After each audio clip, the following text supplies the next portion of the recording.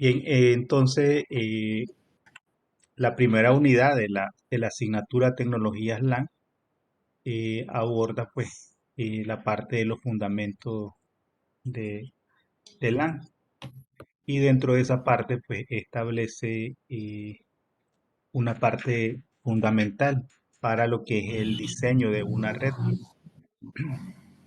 Y generalmente es un principio bajo el que deben estar construidas todas las infraestructuras de redes, con el fin de garantizar pues una red que sea escalable, una red que mantenga pues la calidad de servicio, la seguridad, la alta disponibilidad.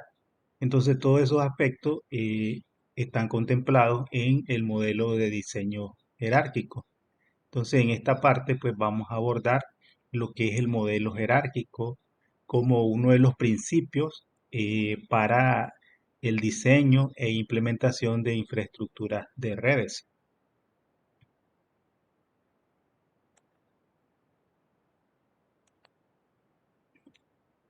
Entonces, las redes escalables o las redes jerárquicas eh, son pues realmente un requerimiento para proporcionar servicios que sean esenciales para una infraestructura de red y para garantizar que estos estén disponibles en la medida de que los usuarios pues necesitan o requieran acceder a cada uno de los servicios que las organizaciones proporcionan.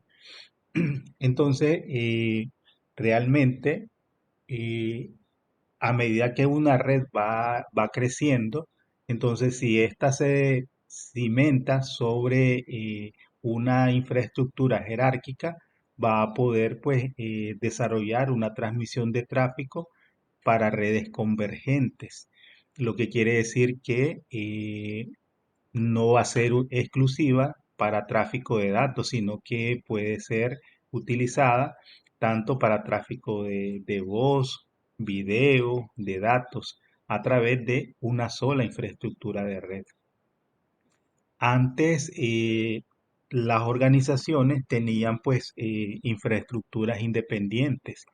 Cada empresa pues tenía su red telefónica de manera independiente, tenía su infraestructura de datos aparte. Entonces tenían equipos diferentes para administrar pues la red de telefonía como la red de datos. Pero con la evolución en la parte de la tecnología y los protocolos, entonces las redes ahora se dice que son redes convergentes porque se han desarrollado tecnologías y protocolos que pueden transitar sobre una misma infraestructura de red. Y por eso es que en la actualidad vemos organizaciones que tienen pues telefonía IP, eh, tienen salas de videoconferencia, tienen servicios, eh, todo esto pues viajando sobre una misma infraestructura de red. Y a eso es lo que se le denomina pues redes convergentes o tráfico de redes convergentes, porque la voz, el video y los datos pueden viajar sobre la misma infraestructura de red. También pues las organizaciones pues necesitan de que sus aplicaciones operen de manera correcta. Necesita satisfacer las necesidades comerciales que las organizaciones pues demandan con respecto a los servicios comerciales que éstas desarrollan. Y además pues desarrollar un control administrativo centralizado. Entonces, todo esto es posible si diseñamos o implementamos una infraestructura de red que sea pues escalable, eh, y pues el principio para obtener una infraestructura de este tipo es basarla en el modelo de redes jerárquicas. Entonces, los Profe, diseños de redes en campos qué significa el tráfico de redes convergentes? es lo que le decía, ¿verdad? Que ahora no existen redes separadas para el tráfico de voz, para el tráfico de videoconferencia, para el tráfico de datos, sino que todo viaja por la misma red.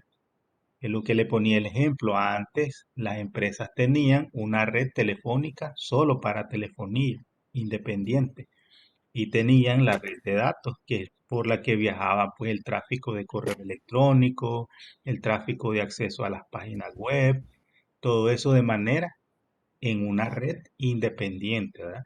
Pero ahora las Ujú. organizaciones tienen una sola red y sobre esa misma red viaja todos estos tipos de tráfico. No importa si es voz, no importa si es video, no importa si es datos. Todo se transmite sobre la misma infraestructura de red. Antes las organizaciones pues tenían sus redes aparte, ¿verdad? Por eso se dice que es Eso, convergente, porque todo viaja sobre la misma, los mismos cables, sobre los mismos dispositivos de red. usted dice que antes se contrataban diferentes para teléfono y para internet, por ejemplo. Exactamente, ¿verdad? Y usted se refiere que ahora básicamente es, o sea, por ejemplo, es como que Claro te da el servicio de telefonía y de internet en un solo lugar, pues básicamente. ¿A eso se Así, refiere? así es. A nivel de una empresa, en una empresa, ahora las empresas tenían su red de telefonía, ¿verdad? Ya, por ejemplo, donde yo trabajo, ¿verdad? Anteriormente, cuando yo empecé ahí a laborar, ellos tenían una red telefónica. Entonces tenían sus propios cableados solo para la red telefónica. Y a ese cableado estaban pues todas las conexiones se concentraban en la PBX, que es la central telefónica. Esa central telefónica, digamos que tenía irradiadas conexiones hacia cada uno de los teléfonos analógicos que estaban en cada una de las oficinas del personal. Y luego, además de esas conexiones, tenía otras conexiones que iban hacia la red de telefonía del proveedor de servicio o a la PSTN. En este caso, pues claro. Entonces, a mí me tocaba administrar la red telefónica. Entonces, si un usuario se movía del lugar, entonces era mi función garantizarle los mismos servicios a ese usuario en el nuevo lugar. Si no había cableados o puntos telefónicos en ese lugar, pues tendríamos que buscar cómo garantizarle la conectividad física. Eso por una parte, ¿verdad? Y por otra parte teníamos a los usuarios que estaban conectados a la red de datos, tenían sus computadoras o sus PC. Entonces, por un lado estaban los teléfonos en una red y luego las computadoras en otra red. Entonces teníamos dos redes que administrar. Pero ahora, ¿verdad? Ya no tenemos telefonía analógica, sino que lo que tenemos es voz sobre IP. Entonces ahora pues ya no tenemos dos redes, solo tenemos una sola red. Y el mismo cable que usamos para conectar la computadora lo usamos para conectar los teléfonos. Esa es una red convergente, ¿verdad? Porque el tráfico de voz y el tráfico de datos viaja sobre la misma red. No tenemos ya dos redes separadas, sino que tenemos una sola. No sé si está más claro el concepto. Sí, sí. ¿Está bien? Y lo otro, pues, el control administrativo centralizado que mencionamos, ¿verdad? Entonces ahora no tenemos dos redes separadas, sino que tenemos una sola red y solo administramos una sola infraestructura. Y además esta infraestructura, pues, puede ser administrada eh, por un equipo, ¿verdad? No dos equipos separados, sino que uno solo. Eh, Ahora uno tiene que saber pues de telefonía y tiene que saber de datos, tiene que manejar esa terminología, esos conceptos.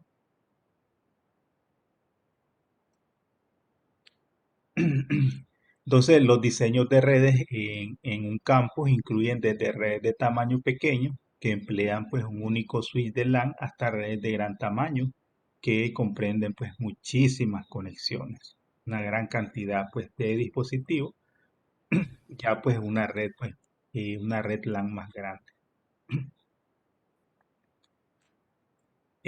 Otro aspecto importante en las infraestructuras de redes es que las redes deben operar en una infraestructura donde no debe existir pues fronteras o no deben existir límites.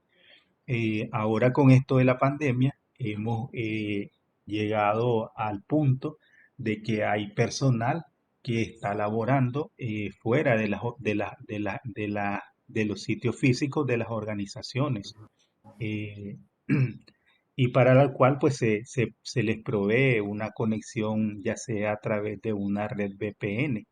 Entonces los usuarios se conectan hacia la infraestructura interna de la organización para poder continuar pues desarrollando sus labores sin necesidad pues que esto requiera de que el personal se tenga que mover pues hasta el lugar. Entonces todo eso es posible gracias a algo que se le conoce como, bueno, que en el caso de Cisco lo denomina Cisco Borderless Network, que esta es una arquitectura de red que permite que las organizaciones se conecten con cualquier persona, en cualquier lugar, en cualquier momento y en cualquier dispositivo, y que lo haga pues de forma segura, confiable y sin pues ningún tipo de inconveniente, ¿no? Pero claro, esto no es pues algo que se puede hacer, digamos, o que cualquier organización va a poder hacerlo. Entonces, si necesitamos garantizar seguridad, pues necesitamos conexiones VPN, porque intercambiar datos a través de la red Internet es inseguro. Y si hablamos de acceder a información que es confidencial para las organizaciones, entonces eso significaría poner en riesgo pues nuestros datos, ¿verdad? Entonces, por lo tanto, las organizaciones pues tienen que invertir en equipamiento que permita pues que además de garantizar la conectividad de los usuarios desde cualquier otro sitio donde esto se encuentre, que lo haga pues de manera segura, que lo haga de forma confiable y pues que no tenga ningún tipo de inconveniente al momento de requerir pues acceder a esos servicios. Y de igual manera, pues puede ser que las organizaciones, pues ahora las organizaciones no son una empresa que está en un solo sitio. Independencia del tamaño de las empresas, puede ser que tengan sucursales en una misma ciudad, en diferentes departamentos o en diferentes países. Entonces, las organizaciones además pueden hacer la interconexión de las sucursales con su central a través pues ya sea a través de un, el alquiler, ¿verdad? De medio o una intranet, o lo puede hacer pues a través de internet, en dependencia pues de las necesidades que las organizaciones pues necesiten cumplir para que sus usuarios accedan de forma segura a todos los recursos que proporciona pues su infraestructura de red. Entonces, este tipo de conectividad proporciona pues el marco para unificar el acceso por cable e inalámbrico basado pues en una infraestructura jerárquica de hardware que sea escalable y que sea resistente. Para esto, pues las redes conmutadas sin fronteras son jerárquicas, son modulares, resistentes y flexibles. Entonces, en este caso podemos ver que aquí tenemos el data center en este campus. Tenemos el data center, pero también tenemos servicios que pueden estar publicados en otros sitios o en otras sucursales de las organizaciones. Estas pueden pues, ser de diferentes tipos de tamaños, las que necesiten pues conectarse hacia el centro de datos de una organización.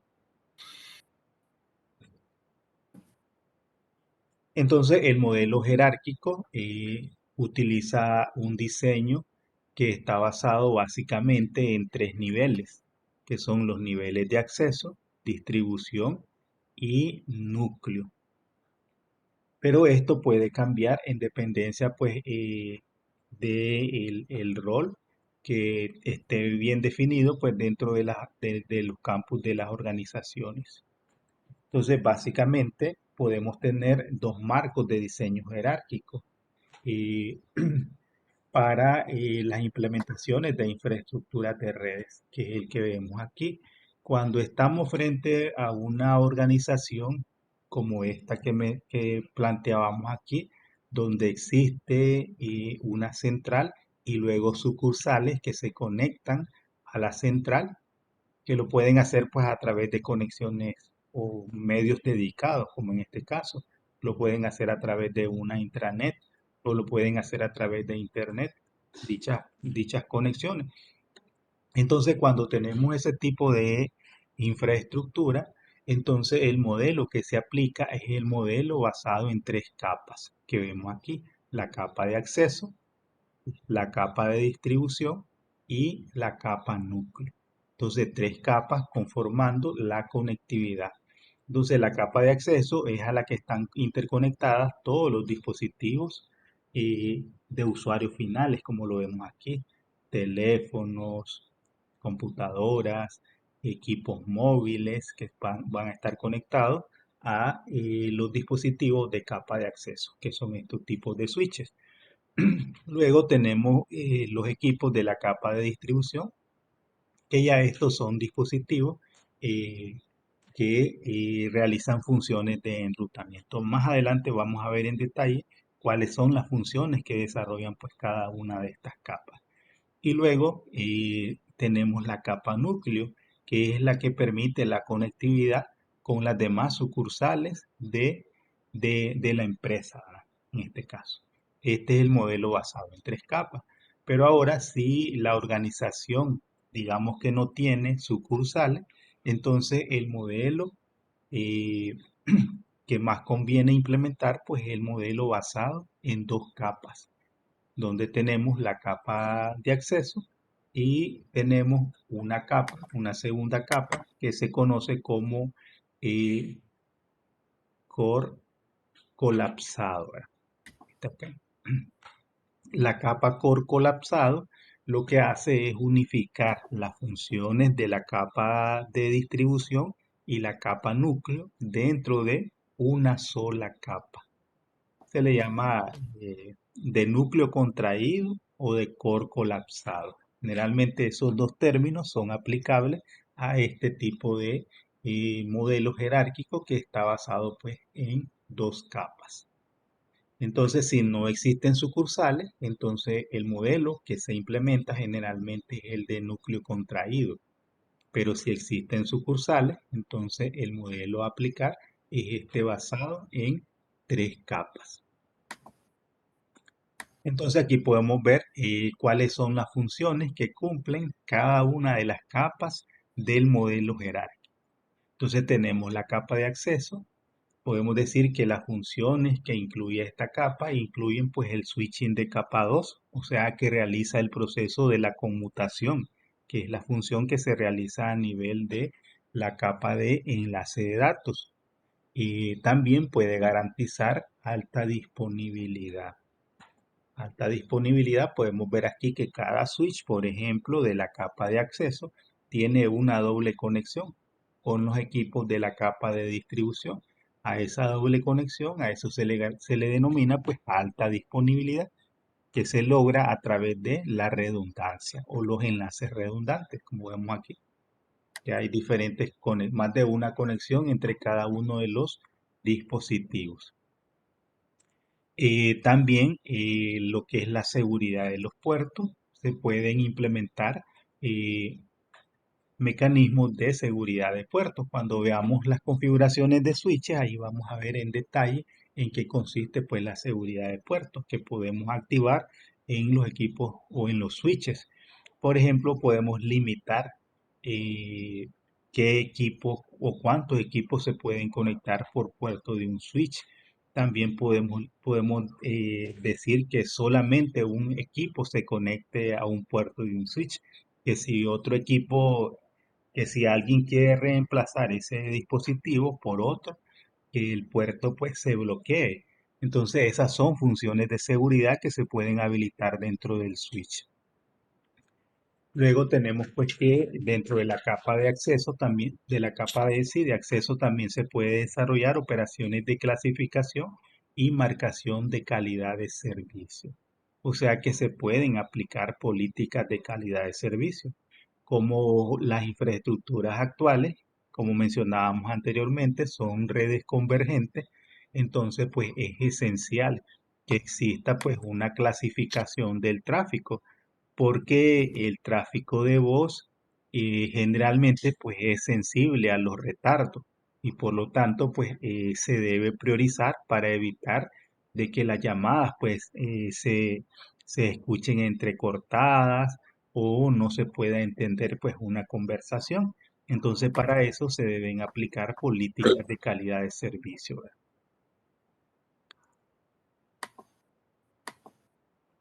Bien. Y también pues garantizar pues los límites de confianza. Inspección del protocolo de resolución de direcciones ARP. En este caso, pues cuando nosotros hablamos del proceso de encapsulamiento del tráfico, si yo necesito enviar tráfico hacia un equipo destino, entonces se realiza pues un proceso de encapsulamiento que empieza en la capa de aplicación y va bajando hasta la capa física, hasta que las tramas se convierten en bits y se transmiten pues como señales eléctricas o como señales ópticas o como señales de radiofrecuencia a través ya sea de un medio físico o un medio no físico. Entonces, dentro del proceso de encapsulamiento, recordemos que los datos se dividen en segmentos. Cuando se dividen en segmentos los datos, se les agrega números de puerto origen y números de puerto destino. Cuando luego los segmentos se encapsulan dentro de un paquete, entonces al paquete se le agrega dirección IP origen y dirección IP destino. Y luego el paquete IP se encapsula dentro de una trama.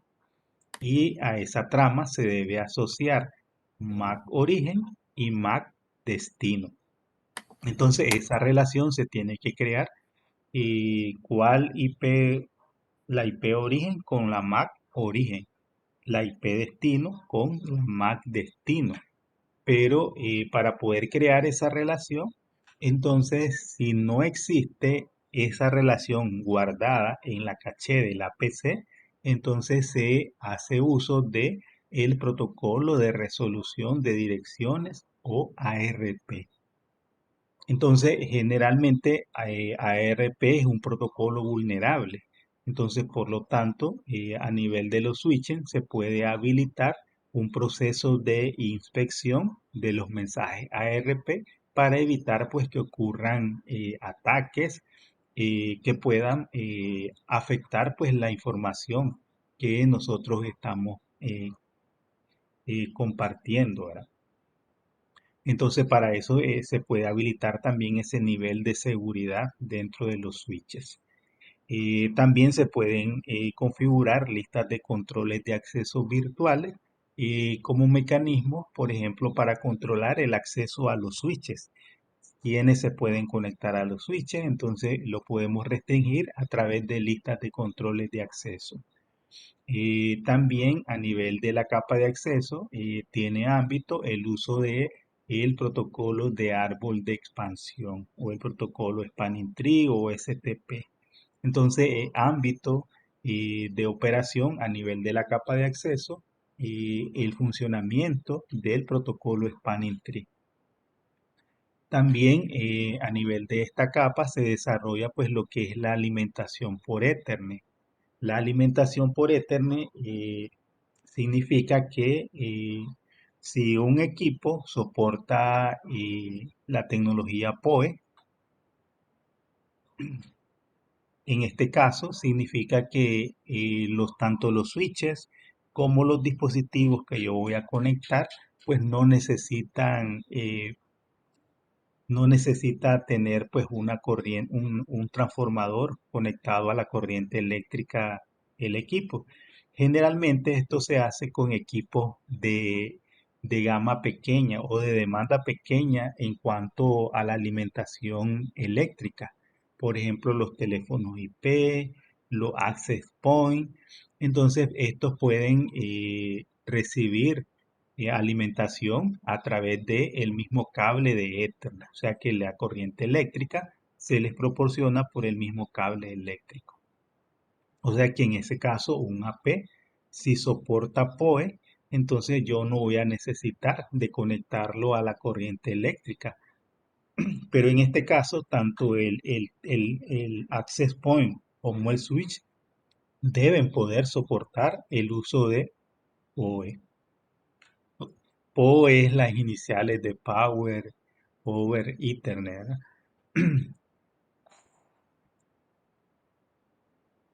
Pero si yo voy a comprar equipos que soporten PoE, pues eso significa de que es una característica que tiene un costo adicional, ¿verdad? No es lo mismo un switch que no soporta PoE, no tiene el mismo costo que uno que sí soporta PoE. Es más caro, ¿verdad? Y también en el caso de Cisco, Cisco pues tiene una VLAN auxiliar definida exclusivamente para lo que es la telefonía de voz sobre IP. Cuando veamos la VLAN, pues ahí vamos a hablar al respecto de el uso pues de la VLAN para telefonía. Bien, también la capa de acceso otorga a los puntos de acceso a los usuarios acceso directo a la red sea que los puntos de acceso se vuelven como una extensión de la capa de acceso. Es como que tuviera pues un switch allí, ¿verdad? Solamente que eh, es un switch que brinda conectividad de manera pues inalámbrica. Y los switches de capa de distribución se conectan pues a los switches de capa de acceso y luego pues a los switches de núcleo. Luego tenemos pues las funciones de la capa de distribución.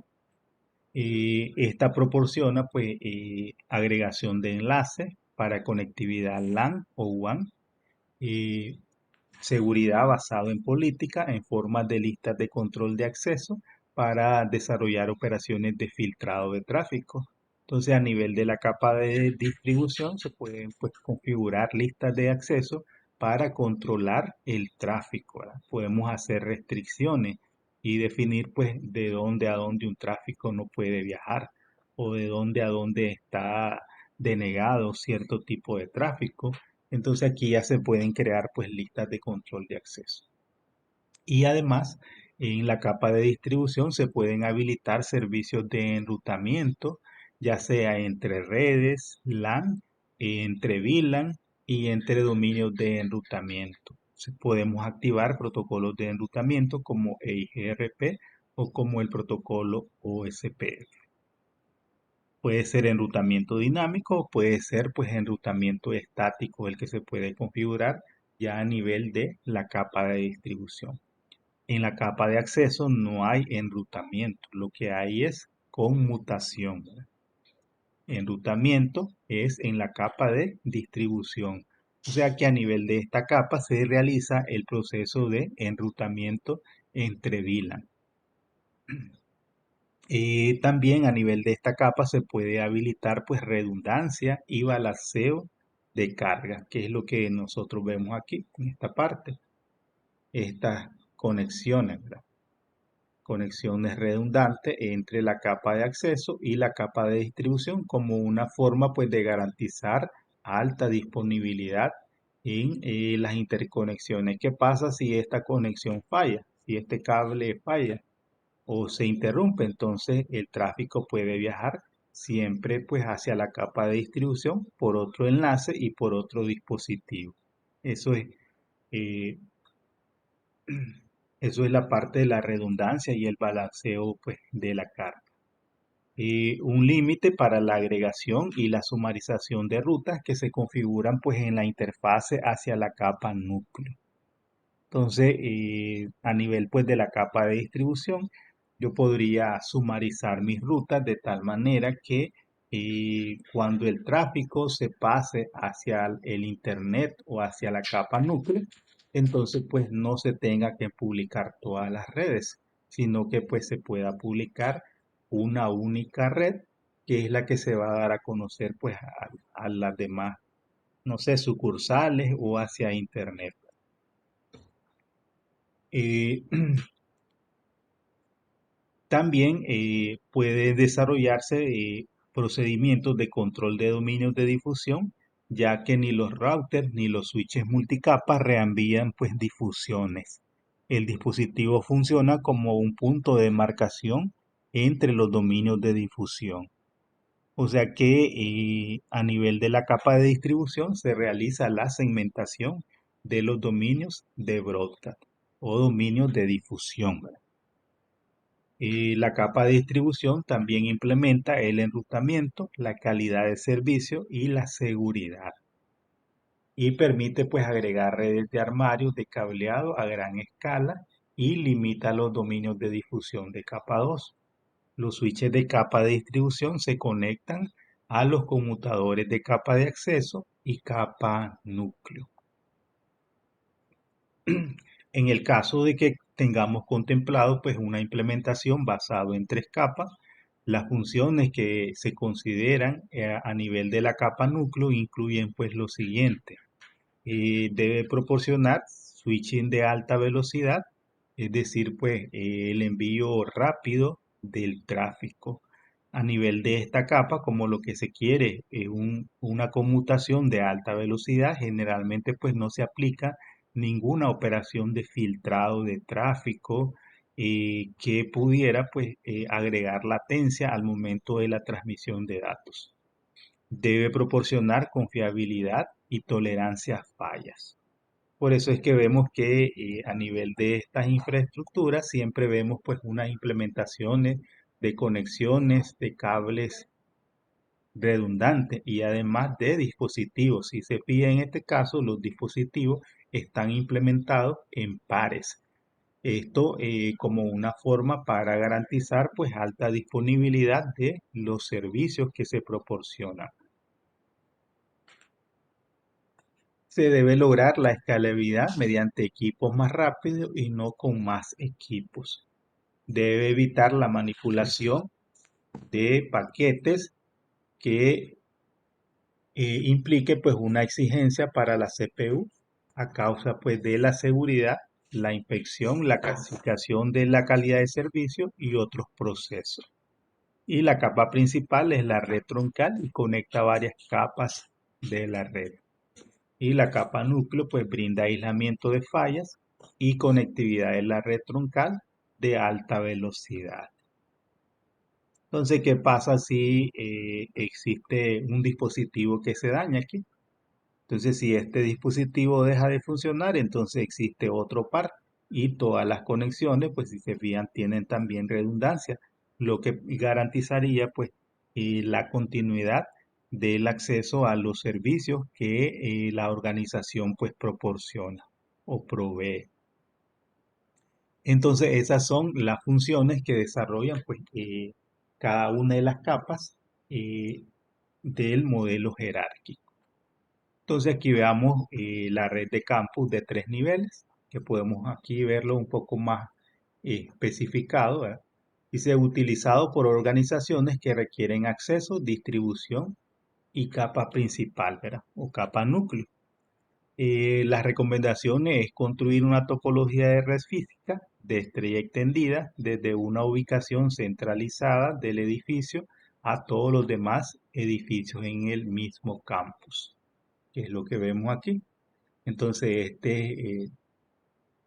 dice el Building A, tenemos el switch multicapa, la capa core o capa núcleo, la capa de distribución,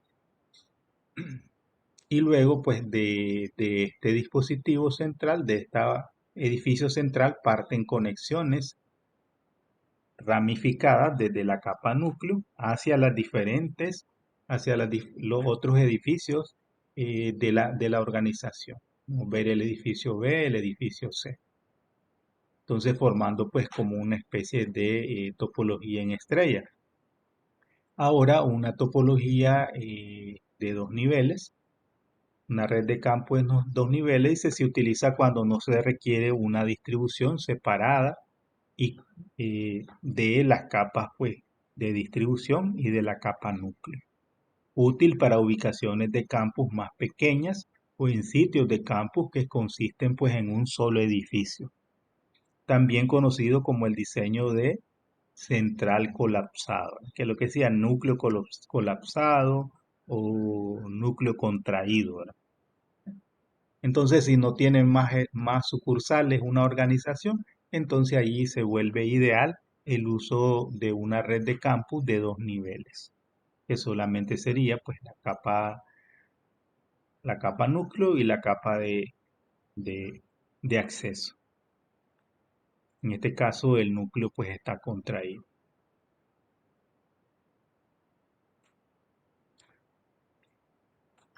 Entonces, básicamente, si se fijan, en este caso, todos los dispositivos que conforman el modelo jerárquico son equipos o son switches de diferentes gamas. Entonces, los equipos que están a nivel de la capa de acceso son switches, o sea que son conmutadores. Los equipos de la capa de distribución también son switches y los equipos de la capa núcleo también son switches. Solamente que en este caso, pues los switches de la capa de acceso son switches que funcionan en una sola capa, o sea que solamente funcionan para la capa de enlace de datos o la capa de acceso, o sea que no realizan procesos de enrutamiento. En cambio, los switches de la capa de distribución y la capa núcleo, estos ya sí son switches multicapas que pueden desarrollar tanto las operaciones de conmutación como las funciones de enrutamiento. Entonces podemos decir que las redes han cambiado fundamentalmente de una red plana de concentradores a LAN conmutados a una red jerárquica. Entonces, una LAN conmutada permite flexibilidad adicional, gestión del tráfico, calidad de servicio y seguridad. Y una LAN conmutada también puede admitir redes inalámbricas y otras tecnologías como los servicios de telefonía IP y la movilidad. Entonces ya esto es una estructura que incluye pues un diseño jerárquico. Antes las redes pues eran solamente de switches de acceso. Entonces, estos no existían los switches multicapa, entonces, por lo tanto, las redes eran planas. Planas significa de que los switches se interconectaban entre sí, formando pues grandes dominios de broadcast o de difusión. Entonces ahora con la segmentación y el uso de VLAN y la inclusión del enrutamiento en la capa de distribución, entonces las redes pueden hacer operaciones de enrutamiento que garantice pues calidad de servicio, una mejor gestión del tráfico, que garantice seguridad. Bien. Entonces, un diseño jerárquico o la implementación del modelo jerárquico nos va a conllevar a tener pues redes escalables. Entonces, la escalabilidad es el término para una red que pueda crecer sin perder disponibilidad y confiabilidad. Entonces, cuando una infraestructura de red se realiza o se implementa basada en el modelo jerárquico, entonces podemos decir que esa infraestructura va a poder seguir creciendo sin necesidad de que tengamos que, pues, como diría, botar todo y empezar de cero a hacer una implementación de red. En este caso, no. Entonces, las infraestructuras de redes, entonces, como están basadas en este modelo, entonces puede seguir creciendo y ese crecimiento pues no le va a significar ningún efecto en la pérdida de la disponibilidad y la confiabilidad de los servicios pues que la empresa pues proporciona. Por eso se dice pues que es escalable. Y los diseñadores de redes deben desarrollar estrategias para permitir que la red esté disponible y escalar de manera efectiva y fácil. Esto se logra usando pues redundancia, múltiples enlaces, protocolos de enrutamiento escalable y conectividad inalámbrica. Entonces, básicamente, pues no toda organización va a estar en la capacidad de poder desarrollar una implementación que cumpla con estos requerimientos, que es lo que vemos aquí, ¿verdad? En el modelo que planteamos aquí. Entonces vemos que generalmente se implementan en pares los dispositivos. Eso significa, pues, no es lo mismo comprar un equipo a tener que comprar dos.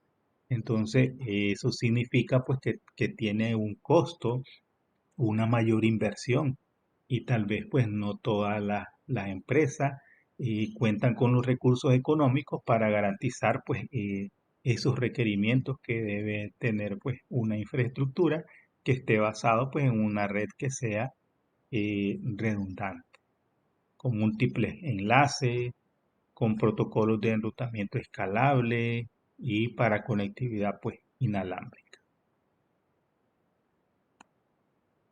Pero todo eso pues debe partir de una planificación, ¿verdad? Una planificación de, por ejemplo, la redundancia. La redundancia es una parte importante del diseño de la red para prevenir interrupciones de los servicios de la red al minimizar la posibilidad de un punto único de falla. Entonces, la redundancia eh, puede tener pues diferentes niveles.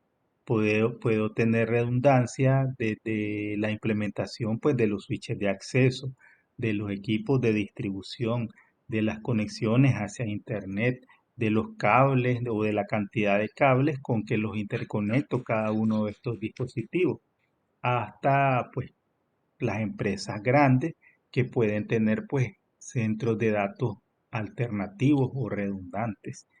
¿Qué es lo que pasa con las empresas grandes como Google, como Amazon, que tienen centros de datos en diferentes ubicaciones geográficas? De tal manera que nosotros en la parte de América Latina, por ejemplo, nos podemos conectar a un centro de datos que puede estar, no sé, ubicado en Brasil o, o en México y pues accedemos a esos servicios de manera pues más eficiente. Pero ¿qué pasa si ese data center falla? Entonces los servicios siguen estando disponibles, solamente que nos vamos a conectar tal vez a otro data center que está, no sé, en Estados Unidos, o uno que está en Europa, o uno que esté en Asia, porque ellos pues como tienen tantos recursos, entonces pueden darse el lujo de eh, garantizar, porque son servicios que todo mundo los utiliza también. Y entonces en ese sentido ellos deben buscar la manera de cómo pues garantizar esa disponibilidad hacia sus usuarios. Entonces, la redundancia lo que trata pues es de minimizar cualquier posibilidad de un punto único de falla. ¿Qué pasa si el switch 1 nos falla? Entonces tengo el S5 que me garantiza la funcionalidad. Entonces, eso es garantizar los puntos únicos de falla. Entonces aquí mi punto de falla son dos switches. Ya sería demasiada tuerce que los dos switches dejen de funcionar. Entonces en ese caso, pues eh, difícilmente los dos equipos van a fallar al mismo tiempo. Entonces eso es pues tratar de minimizar los puntos únicos de falla. De proporcionar servicios de conmutación por errores para dispositivos críticos. Entonces, si yo tengo, no sé, los bancos, por ejemplo, los bancos que tienen sistemas en línea, entonces básicamente, pues ellos no deben tener un único servidor. ¿Qué pasa si tuvieran un único servidor y ese servidor deja de funcionar? Todos sus servicios se verían pues afectados todos sus clientes y eso significa pérdidas para el banco. Entonces, generalmente, pues ellos hacen implementaciones con servidores redundantes y pueden tener pues más de uno para evitar que un dispositivo crítico, pues si deja de funcionar por algún tipo de falla o error, entonces otros sigan haciéndose cargo pues del tráfico, de tal manera que a veces pues sí, puede ser que al banco se le haya dañado un servidor y a veces los clientes ni cuenta nos damos. ¿Por qué? Porque ellos tienen esa previsión de garantizar alta disponibilidad en sus dispositivos críticos. En este caso, pues, puede ser el enlace a Internet, pueden ser los equipos de seguridad que conforman su infraestructura, pueden ser los servidores donde están alojados sus sistemas. Entonces todo eso pues se debe prever con redundancia. Entonces la redundancia lo que va a hacer es reducir eh, los problemas o las fallas de conexión que los usuarios pues vayan a tener. Entonces la redundancia ofrece rutas físicas alternativas para que los datos atraviesen la red y admitan pues la alta disponibilidad, que es lo que vemos aquí. Entonces está esta conexión por aquí hacia S1, pero también puede ser por aquí, por S7 hacia S6, luego de S6 hacia S1. Hay diferentes rutas de comunicación, de tal manera que si una falle, entonces otra puede hacerse cargo del tráfico. Entonces, la alta disponibilidad, como lo vemos aquí, se puede garantizar con equipos redundantes o con enlaces redundantes, con cables redundantes. En el caso de los equipos de capa de enlace de datos, entonces la redundancia puede ser pues un problema, que es lo que nos plantean aquí. Dice, sin embargo, las rutas redundantes en una red Ethernet conmutada puede causar bucles físicos y lógicos a nivel de la capa 2. Si se llegara a producir un bucle aquí, esta red dejaría de funcionar en pocos segundos. En pocos segundos. Entonces, esos enlaces redundantes deben estar controlados y para eso se utiliza el protocolo de árbol de expansión o STP o Spanning Tree, que es a como se le denomina. Cuando veamos Spanning Tree vamos a ver la importancia que tiene este protocolo para evitar que en una infraestructura de red pues se produzcan bucles de conmutación. Si se llegara a producir un bucle de conmutación, la red deja de funcionar inmediatamente, porque esa es una falla del funcionamiento de la red. Y ahí vamos a ver pues en detalles cómo funciona esto del control de los enlaces redundantes. Eh, otro, eh, otra consideración a tomar en cuenta para una red escalable, pues es reducir el tamaño de los dominios de errores. Entonces, una red bien diseñada controla el tráfico y limita el tamaño de los dominios de error, es decir, el área de una red que se ve afectada cuando la red experimenta problemas. En el modelo de diseño jerárquico, los dominios de error se terminan en la capa de distribución. Cada router funciona como una puerta de enlace para un único número limitado de usuarios de la capa de acceso. Los routers o los switches multicapa generalmente se implementan en pares en una configuración denominada bloque de switches de edificio o departamento. Cada bloque de switches funciona de manera independiente. Como resultado, la falla de un único dispositivo no desactiva la red, que es lo que vemos aquí. Aquí. Si uno de estos equipos fallara, entonces la red sigue funcionando. ¿Por qué? Porque existen equipos redundantes que van a garantizar de que la comunicación, si deja de funcionar un equipo o un enlace, la comunicación se va por otra conexión y por otro dispositivo. Entonces ahí se puede limitar pues, los errores o la falla a causa pues de el mal funcionamiento pues de un cable o de un dispositivo. Bien. Otro elemento importante que se puede tener dentro de una infraestructura jerárquica es el aumento en el ancho de banda.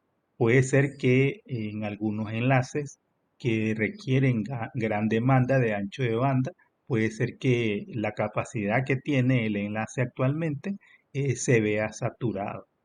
Entonces, una medida que podemos implementar es la inclusión de Ether Channel. Un Ether Channel es una forma de agregación de enlaces que permite que el administrador de red aumente la cantidad del ancho de banda entre los dispositivos mediante la creación de un enlace lógico fuera de varios enlaces físicos.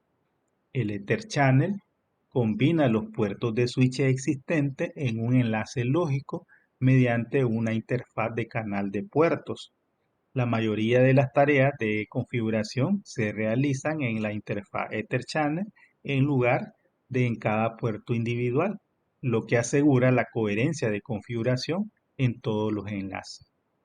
El Ether Channel puede equilibrar la carga entre los enlaces. Entonces, en este caso, por ejemplo, si yo demando más ancho de banda, entonces puedo crear una doble conexión aquí y sumar los anchos de banda de estas dos interfaces. Entonces, para eso creo una interfaz lógica denominada Ether Channel. Entonces, cuando yo creo un Ether Channel, entonces puedo asociar varios puertos y cada puerto asociado, eso me va a duplicar el ancho de banda de enlace. Entonces, si estos fueran puertos Ethernet, si estos fueran puertos Ethernet y yo lo uno o lo agrego en un Ether Channel, entonces en vez de tener una conexión de 100 megabits, tendría una conexión de 200 megabits. Entonces esa demanda adicional, entonces me va a permitir de que este enlace pueda soportar pues más tráfico. Y estos dos enlaces físicos se ven como si fueran un único puerto a través pues del puerto lógico creado o configurado con el Ether Channel. Más adelante nosotros pues vamos a ver cuáles son los protocolos que se utilizan para Ether Channel, cuáles son los requerimientos que se deben cumplir para que nosotros podamos configurar pues un Ether Channel. Todo eso pues detalles los vamos a ver más adelante.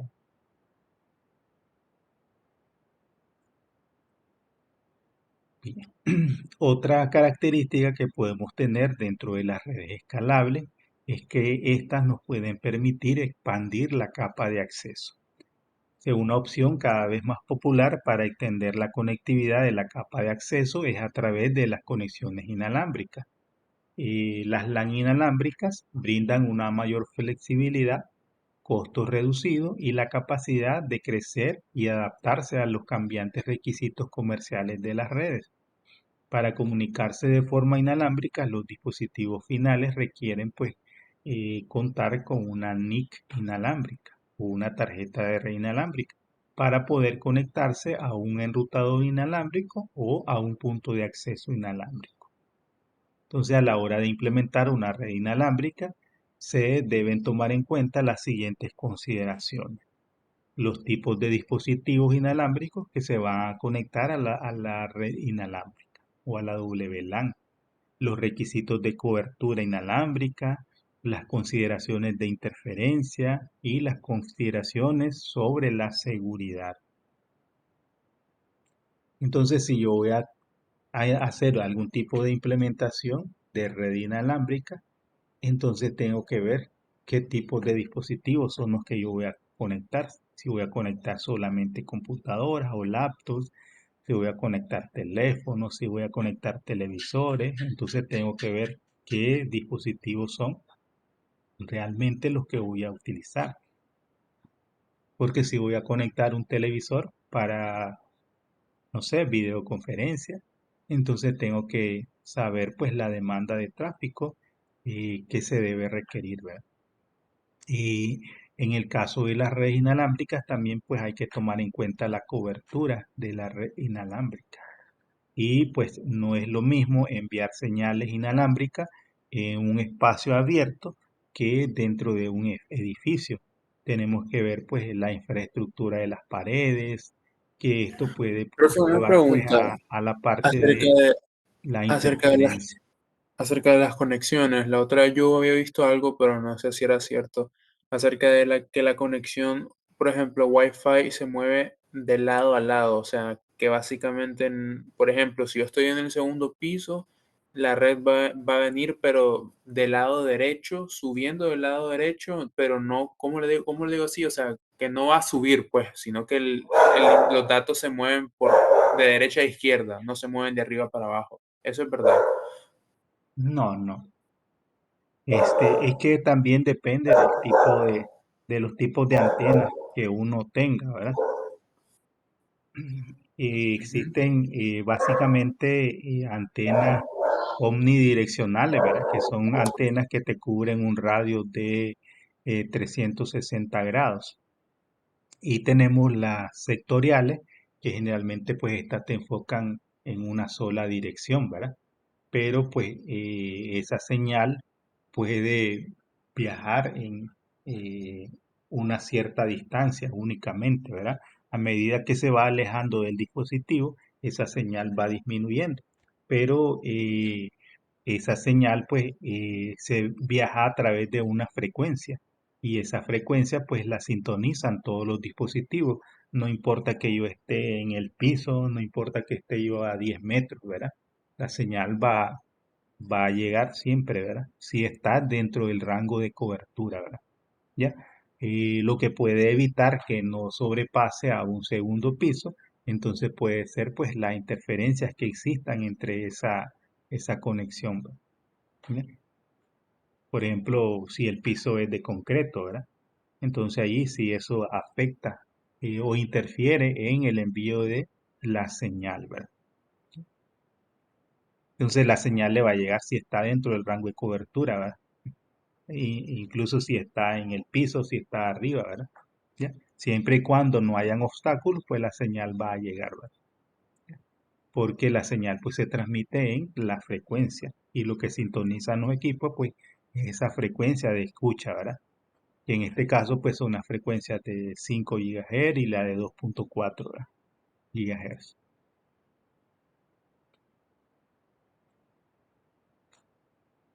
Obviamente si ya te subís sobre la distancia de cobertura, pues ahí sí ya no va a llegar la señal, ¿verdad?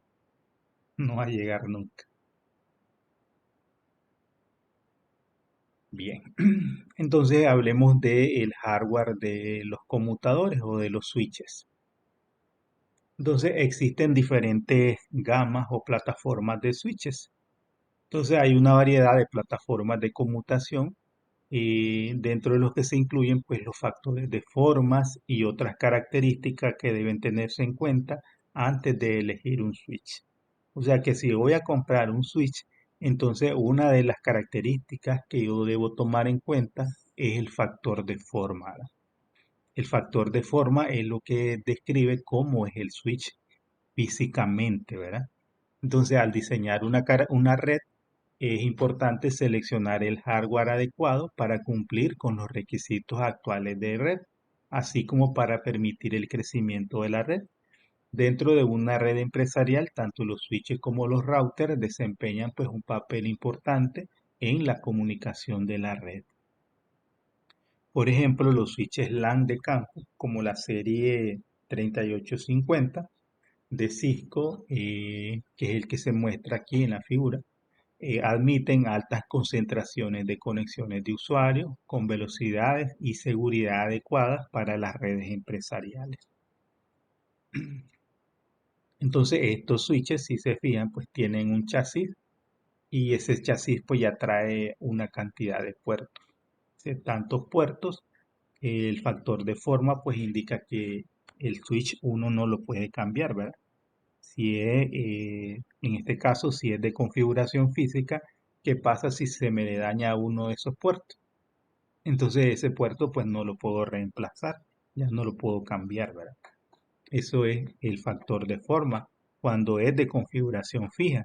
También hay switches de configuraciones modulares, que en ese caso, pues eso sí, podemos decir que si se le dañó una tarjeta de línea, yo se la puedo reemplazar, ¿verdad?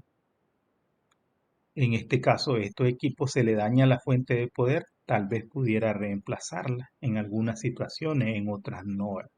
Si se le daña el fan, pudiera ser que sí se le pueda reemplazar.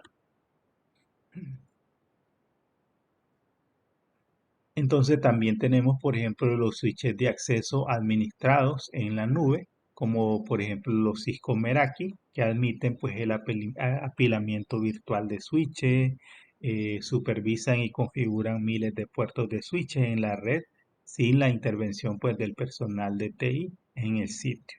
Entonces esto es para una configuración pues en la nube. Y luego tenemos las plataformas de Cisco Nexus que promueven pues la escalabilidad de la infraestructura, la continuidad operativa y la flexibilidad de transporte para centros de datos. Entonces en este caso podemos ver que ya son switches pues más grandes. Estos son switches modulares. Pueden tener diferentes tamaños y pues en dependencia de las necesidades que tengan. Si yo necesito, pues, no sé, 200 puertos, 1000 puertos o más puertos, entonces pues ahí puedo comprar pues un switch modular, ¿no? Y eso tenemos la gama de los Nexus. Los switches de acceso Ethernet de proveedores de servicio cuentan con inteligencia de aplicación, servicios unificados, virtualización, seguridad integrada y administración simplificada.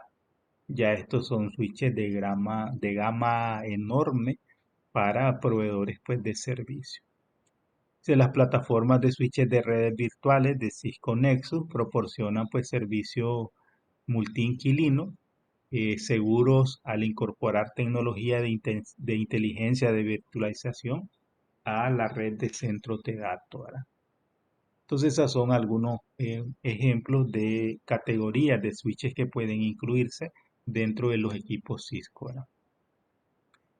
Y aquí pues hablamos un poco más en detalle acerca de lo que son los factores de forma de un conmutador o de un switch. Si al seleccionar los switches, los administradores de red deben determinar los factores de forma de estos. Esto incluye las características de configuración fija, configuraciones modulares, apilables y no apilables. Eso es el factor de forma, ¿no? Entonces yo quiero un switch de configuración fija, ¿no? Ese es un tipo de switch. Un switch que sea apilable, ahí nos referimos al factor de forma, ¿no? O un switch que no sea apilable, o un switch que sea modular, ese es el factor de forma. Entonces las características y opciones en este tipo de switch están limitadas a aquellas pues incluidas de fábrica. Entonces, por ejemplo, este es un switch de configuración fija, estos que están aquí. Entonces, a estos que son de configuración perdón, yo no le puedo hacer ningún cambio. O sea, no le puedo agregar más puertos, por ejemplo. No le puedo reemplazar los puertos e instalarles otros o sustituirle los puertos que estén dañados. Eso no se puede hacer, ¿verdad? Pero en cambio, en un switch modular, en ese caso, sí yo puedo, pues, eh, estas, estas, estas rejillas que vemos aquí son como, por ejemplo, tarjetas de líneas. Y esas tarjetas de líneas son reemplazables, ¿verdad? Si una se llegara a dañar, entonces yo puedo comprar otra, ¿verdad? Puedo comprar una nueva y pues reemplazarla, ¿verdad?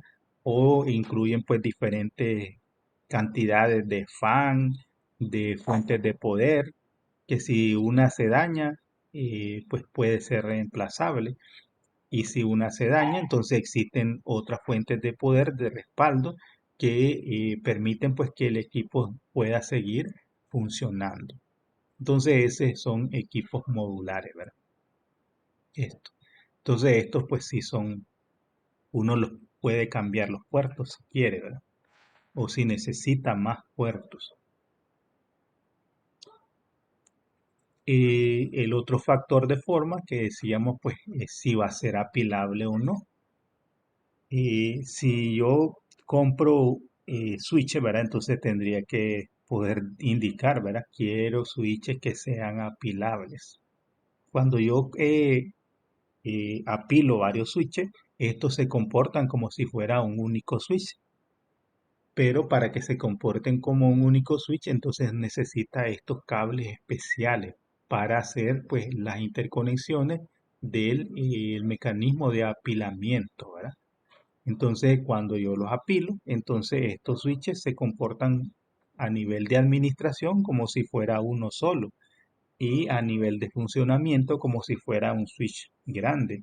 Imagínense que yo, por ejemplo, apile tres switches de 48 puertos.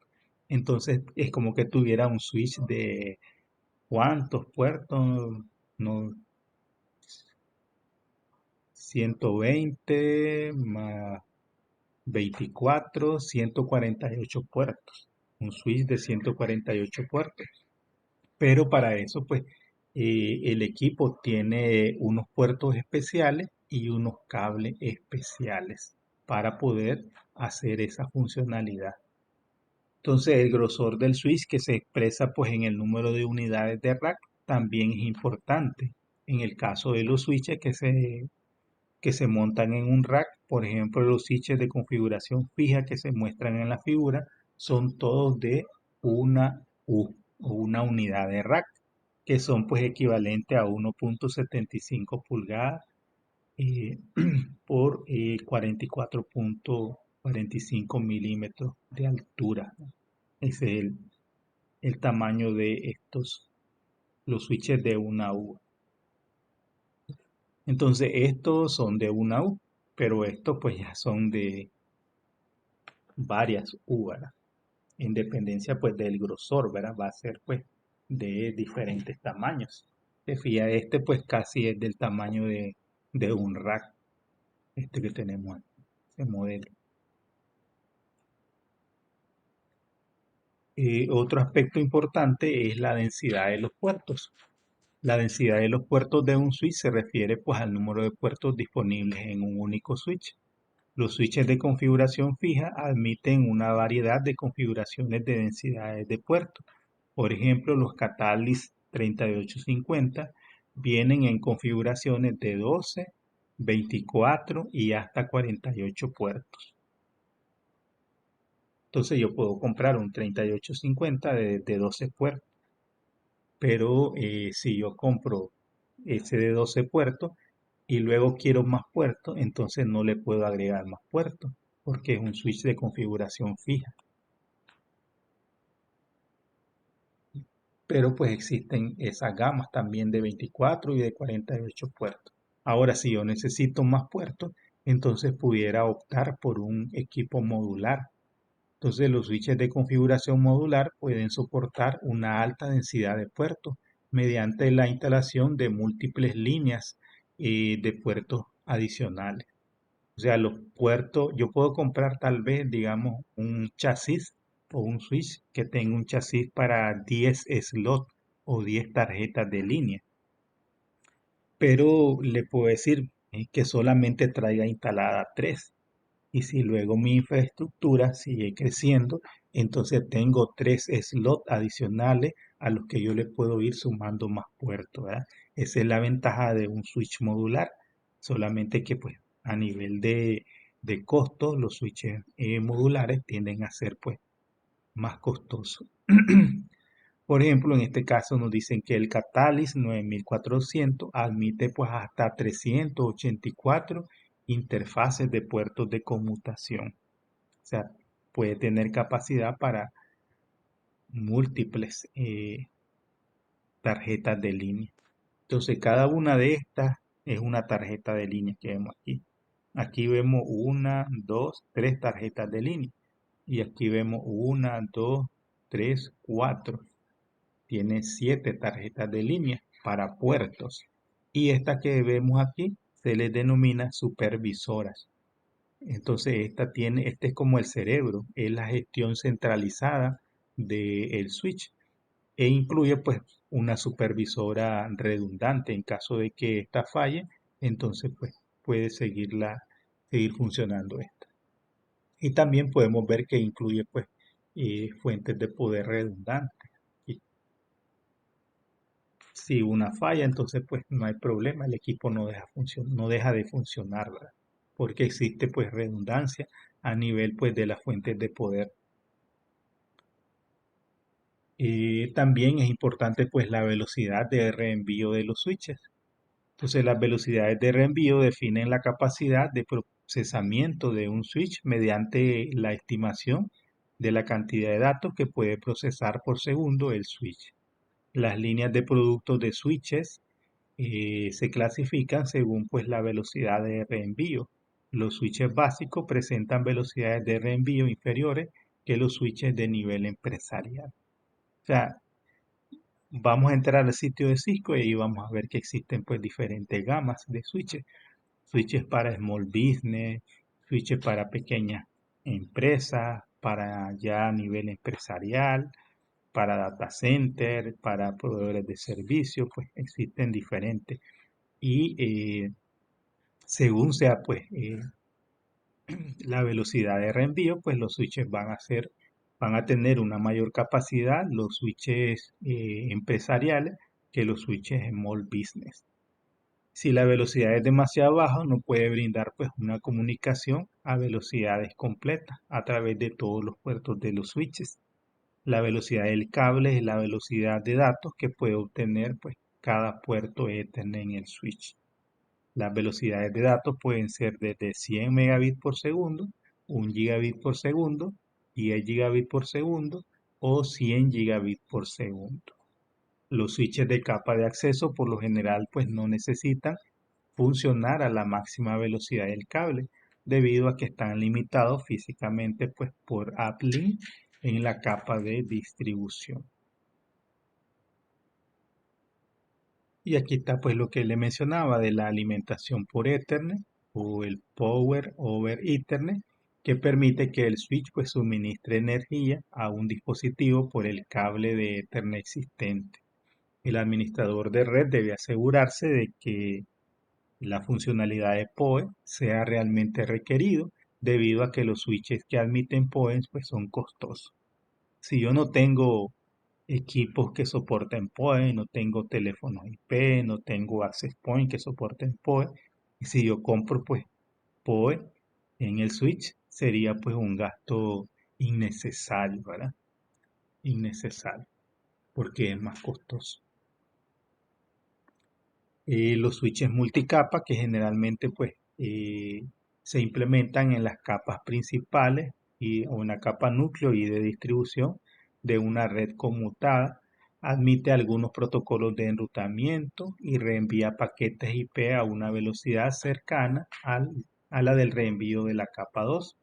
Los switches multicapa suelen admitir hardware especializado como los circuitos integrados de aplicaciones específicas o ASIC.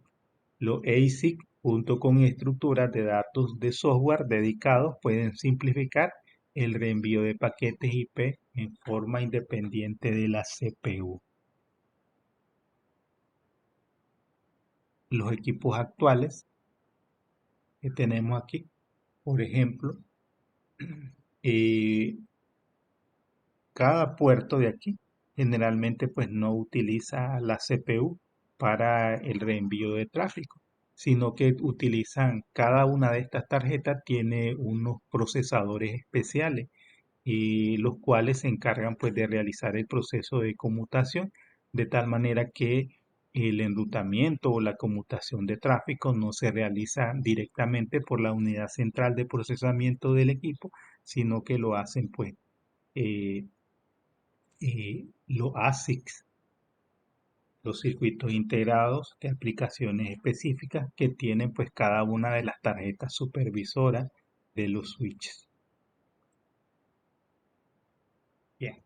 Y aquí pues nos ofrecen algunas consideraciones que debemos tomar en cuenta al momento pues de la selección de un switch.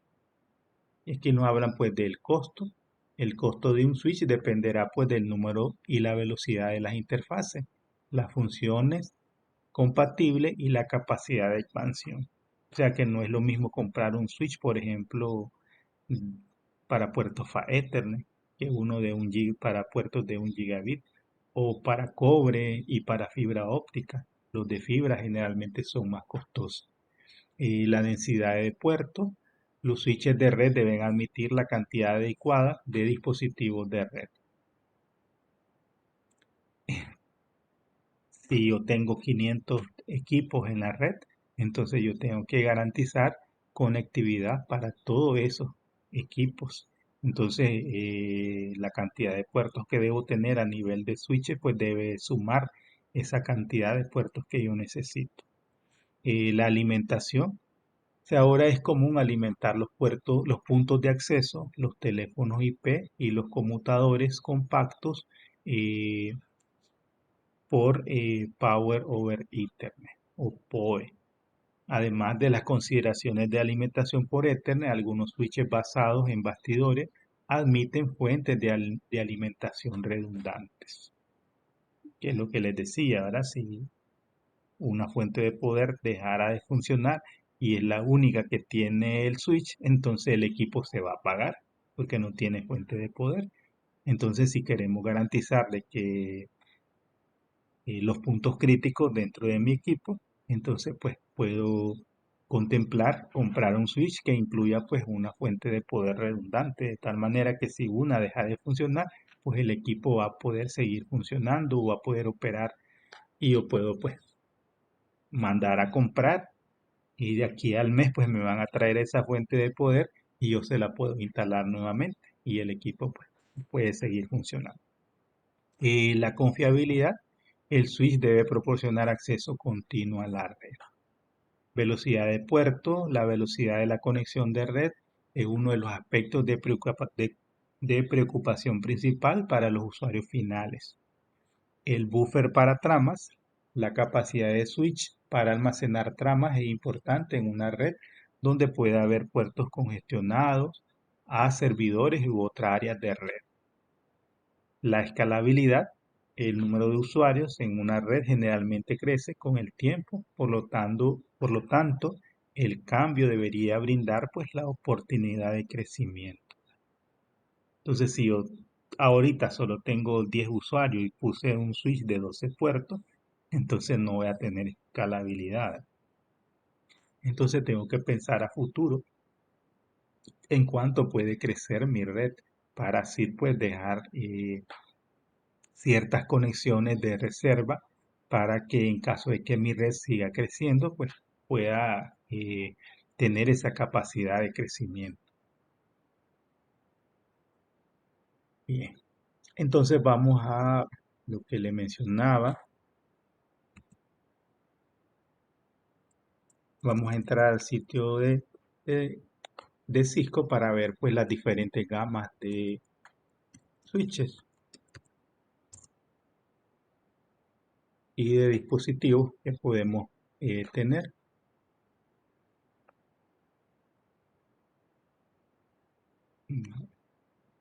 Aquí en productos y servicios. Aquí tenemos pues las diferentes categorías que Cisco tiene en su portal. Por ejemplo, a nivel de networking, por ejemplo. Y aquí tenemos switches. Switches, a ver.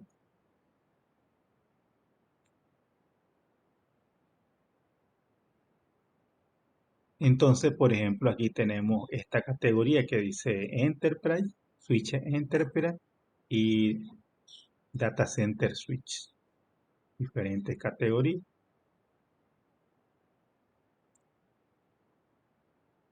A ver.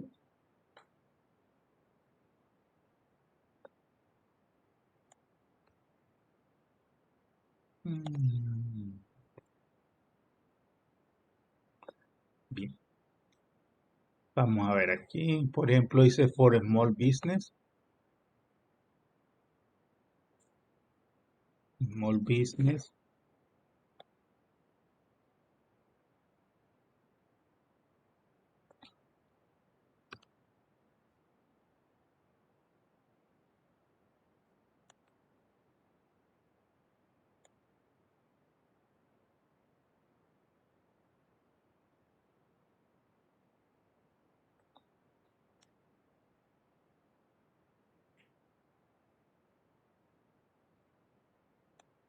A ver,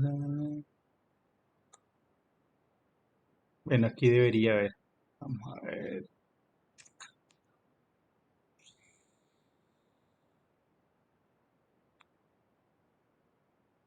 Aquí debería haber una opción que dice View.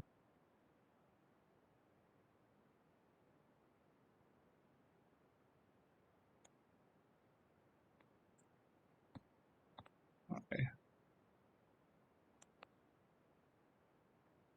ponerlo en español.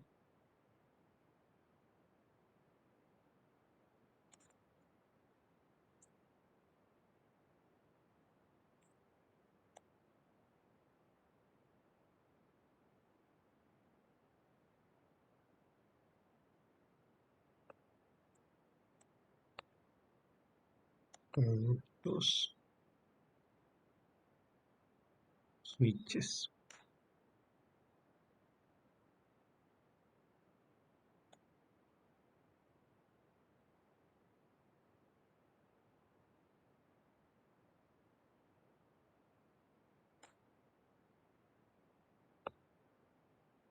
Bien. Aquí se switche para todas las redes.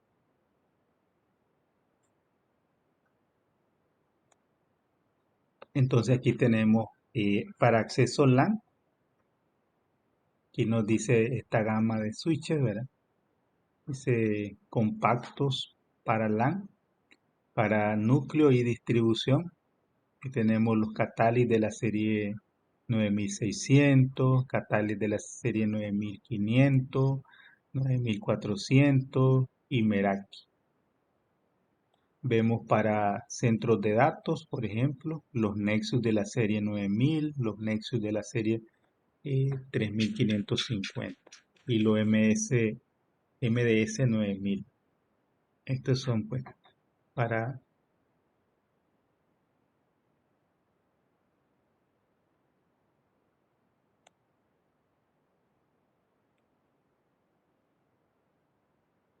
Entonces ahí podemos ver pues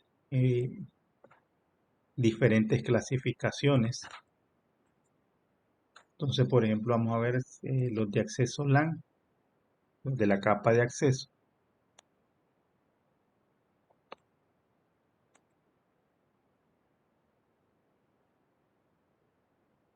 Y aquí pues me muestra características de los diferentes puertos que puedo tener. Catalyst de la serie 9200, apilamiento, puede funcionar capa 2 y capa 3 y puede tener pues hasta 160 gigabits de reenvío de tráfico, hasta 48 puertos, incluye pues alimentación PoE completa, continua y multigigabit.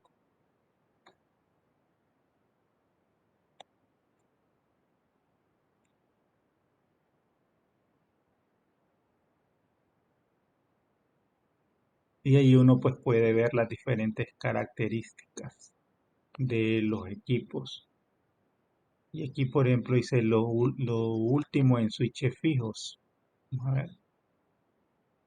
Estos son los Catalyst, dice 9300. Si uno quiere pues ver más detalle, puede ver el datasheet, que es donde aparecen pues todas las especificaciones técnicas de este equipo, todas sus características. Bueno, aquí supuestamente se puede descargar el datasheet. Aquí, si le damos download, entonces deberíamos poder descargar el archivo donde se describen pues todas las especificaciones técnicas de este equipo, ¿verdad? Y aparece pues detalles de licenciamiento, especificaciones, garantía, todo eso pues que generalmente se contrata con la empresa, ¿vale? Vamos a ver switches,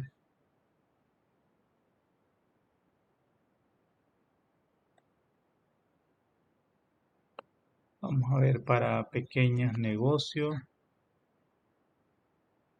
quiero ver,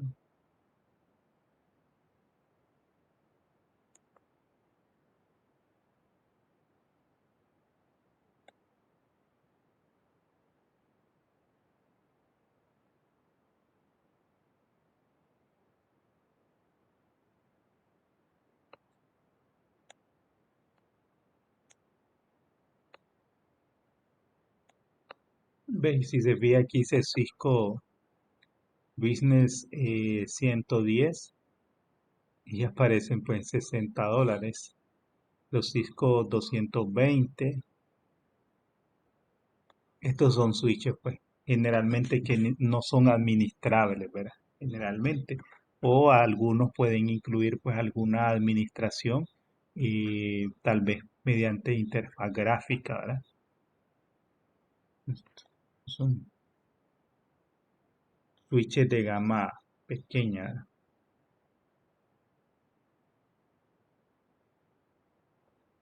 Entonces ahí uno puede explorar pues las diferentes gamas de dispositivos que podemos tener pues a nivel de los switches, ¿verdad? Para los diferentes entornos de empresas que en los que se pueden instalar pues los dispositivos. Entonces, si vamos a comprar algún tipo de switch, entonces lo ideal pues sería ojear las especificaciones técnicas para ver pues si el equipo que nosotros necesitamos comprar pues es el acorde o es el correcto, ¿verdad? Para hacer pues nuestras implementaciones. No sé si tiene alguna pregunta al respecto, ¿verdad?